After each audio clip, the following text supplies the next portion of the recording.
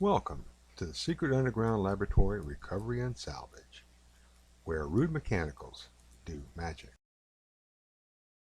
Hello, I'm Bronze Age, Director of the Secret Underground Laboratory Recovery and Salvage. And today we're at the lamp bench where I'm going to rewire a portrait lamp. This is sometimes called a studio lamp. And today we're going to put it back into good working condition with new sockets, a new cord, and a new switch. There's no markings on the lamp, so it's impossible to determine who made it or the age.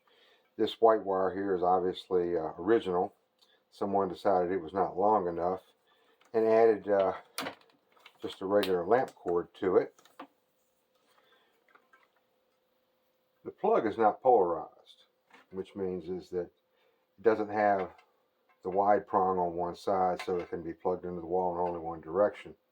And that indicates 70s and earlier. This thing could go back to the 40s or 50s. Up top we have two Hickey sockets, which are joined together with a single Hickey.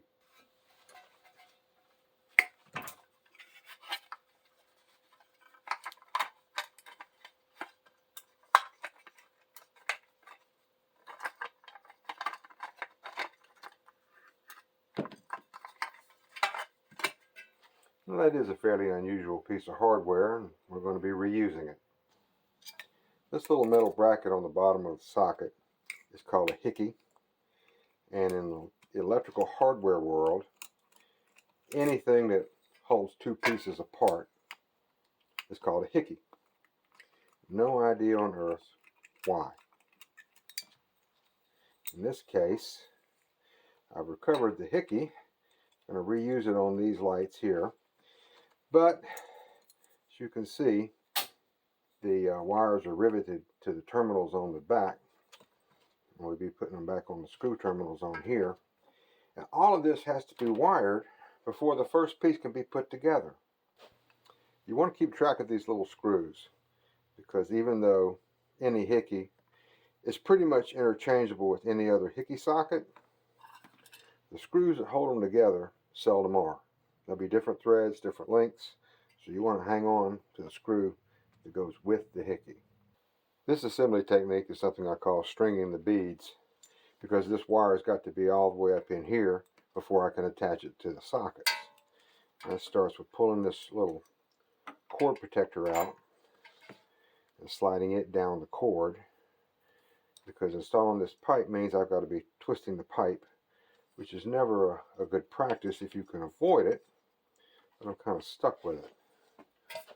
And we go up in here, pull plenty of wire out, run this through here. Now I can strip this back and get to work wiring in the sockets. Now, lamp cords are sold as what's called a cord set. That basically just means a molded plug on it, and the ends of it, the wires have these solder on the tips. That's called tinning. The reason for that is that lamp cord is many strands of wire. That's what makes it so flexible. It doesn't kink when you bend it. But the National Electrical Code says that you can't put a stranded wire under a screw terminal. It'll get, when you go to tighten it down, it'll get loose. It gets loose, it gets hot, and eventually it's going to quit working.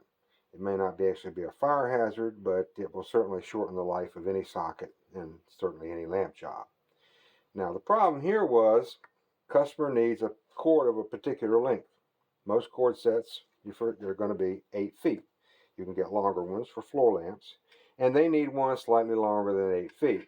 So I've had to take a floor lamp cord and cut it off.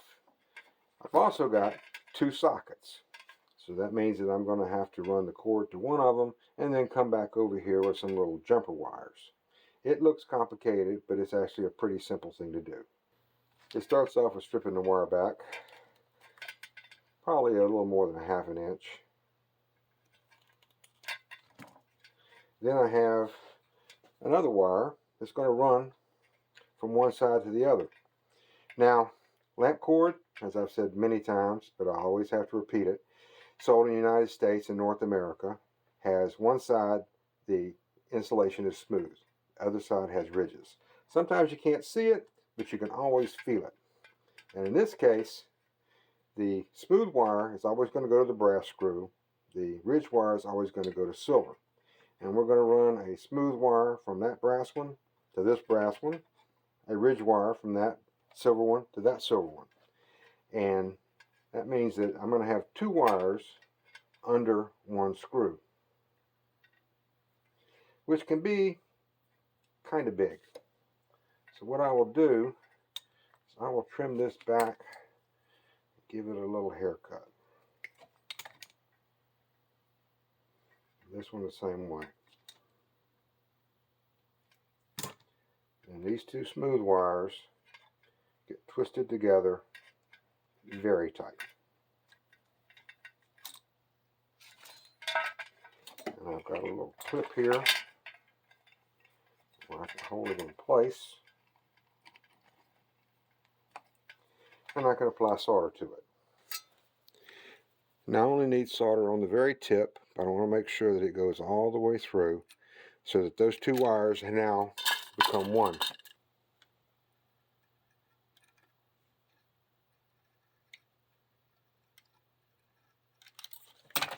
And I just repeat that process until I have made myself a little wire harness.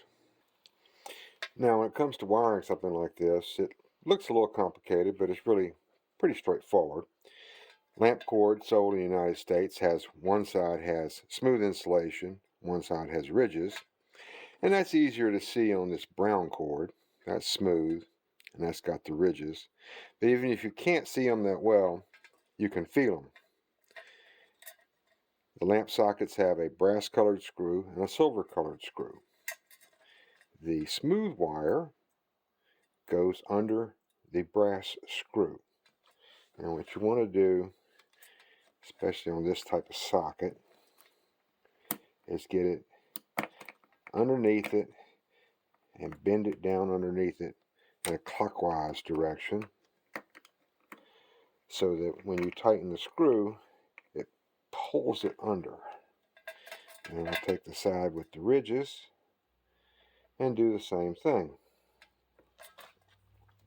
And again, pushing it around there, which is why I cut the wire in half to try and get this piece as small as possible so that it would go under the screw.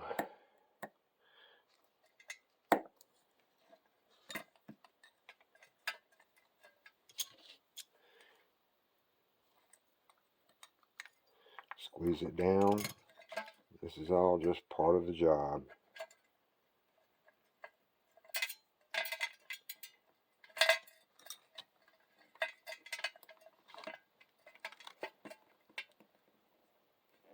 There we go. And honestly, I just hope all this stayed in frame on the camera because I'm not going to do it again.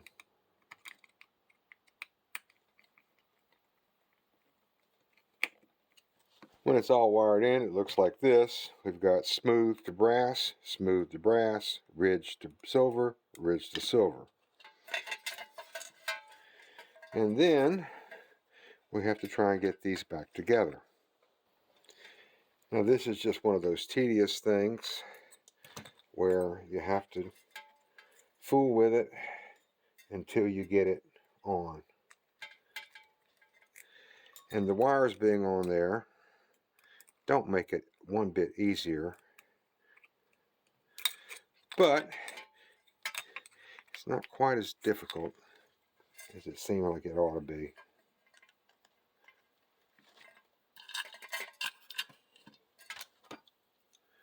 Get another screw here, put it in that hole.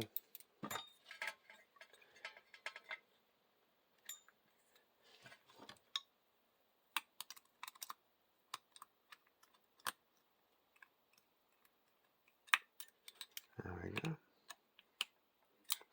And we have our wired up cluster. Now, putting it together seemed like it should be fairly straightforward, but as it is with these sorts of things, there's always some little complication. This is a swivel, And ordinary swivels have like a 360-degree rotation. This one is a little unusual. And then we got this little notch here with that channel underneath it. And that means it can only bend in this direction. And so we've got to get it all lined up with this, the bracket, which is going to go underneath the bottom of the frame. And for that, we're going to have to use this thread lock, because I'm going to have to get this thing screwed into the Hickey. And when I get it lined up with that notch in the right spot, it might not be exactly lined up where I want it to be. So what I'll do is I'll come around to, like this one here we see. And again, another problem is, how do you hold on to something that's supposed to turn?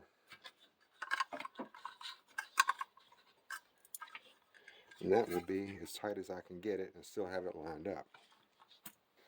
Now a little bit of thread lock on this piece, which is why I took the cord protector out, so I wouldn't be twisting the cord. There we go. And I'll find it, bring it back up.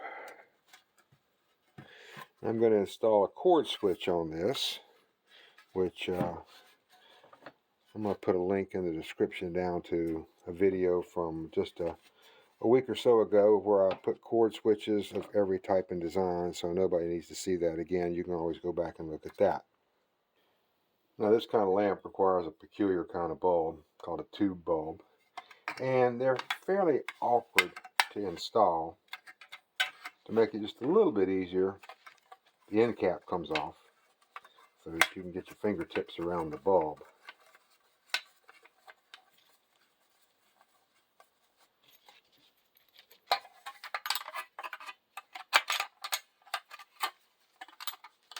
Then you just squeeze it a little to get it back on. I think this is a special effect that's reserved for a low-budget haunted house. Well, this is Bronze Age for the Secret Underground Laboratory. Thank you for sitting through this video about rewiring a studio portrait lamp. We'd really appreciate it if you'd hit the thumbs up button. Subscribe if you haven't already. Tell your friends, tell your families. Get everybody excited about it. Comments and questions are always welcome. I answer all, respond to all, and I appreciate them all very much. So again, thank you for watching.